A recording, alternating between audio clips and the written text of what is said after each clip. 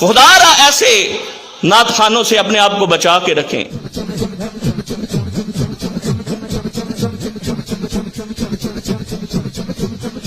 کیا عجیب انداز ہے۔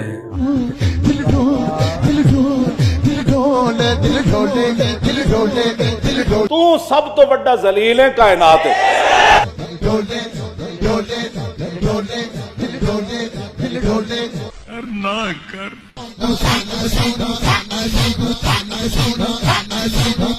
دیکھا آپ نے لاپرواہی کا نتیجہ ہے۔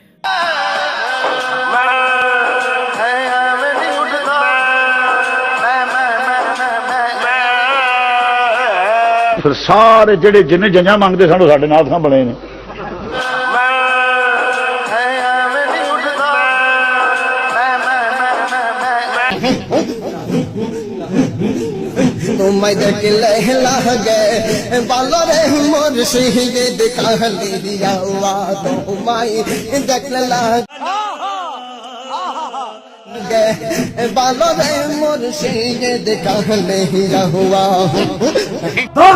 کتے ہو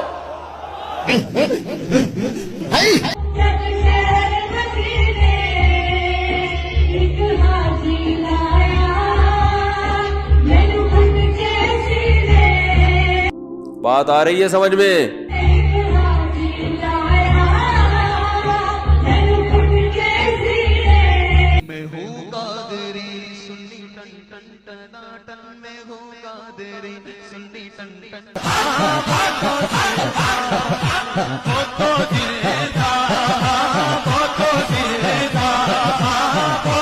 بہت منوس لگ رہے ہو، مت کرو، رہنے دو بہت برے لگ رہے ہو۔ توبہ توبہ توبہ۔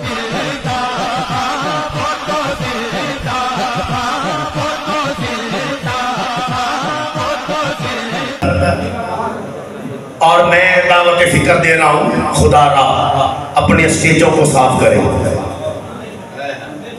ہاں جی، اپنے اسٹیجوں کو صاف کرے۔ آج نقابت کرنے پہ وہ کھڑا ہے جسے پتہ ہی نہیں عقیدے کی تعریف کیا ہے، وہ بھی کہہ رہے کہ میں عقیدے کا جملہ دے رہا ہوں، جسے خود عقیدے کا علم نہ ہو جی۔ اور ہم نے نعت خوان ایسے بلا لیے،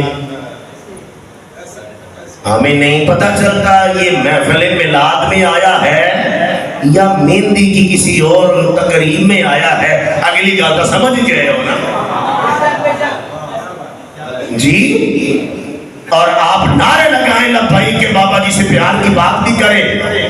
بابا جی کی زندگی کو ہم جانتے ہیں جی۔ بابا جی کا مزاج یہ تھا، اسٹیج پہ آتے ہوئے اگر اسٹیج پہ کسی داڑھی مننے کو دیکھا ہے، کسی ایسے لباس والے کو دیکھا ہے، فرماتے تھے یا کنجر نجا لیں دے یا سامنے بولا لیں دے۔ خدا اپنے اسٹیجوں کو صاف کرے۔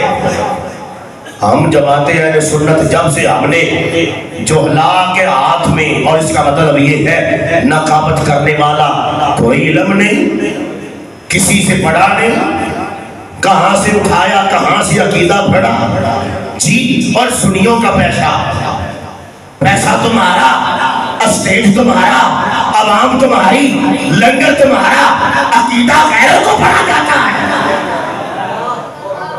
بتائیں اس نسل کو کس نے پڑھانا ہے، کس نے سمجھانا ہے؟ آپ نے کیا سمجھا ہے؟ نعت خوانی تف کا نام ہے؟ خلیدہ سرکار کی نعت خوانی تو یہ ہے یہاں سے کوئی پڑھے دل مدینے پہنچ جائے، اسے نعت خوانی کہتے ہیں۔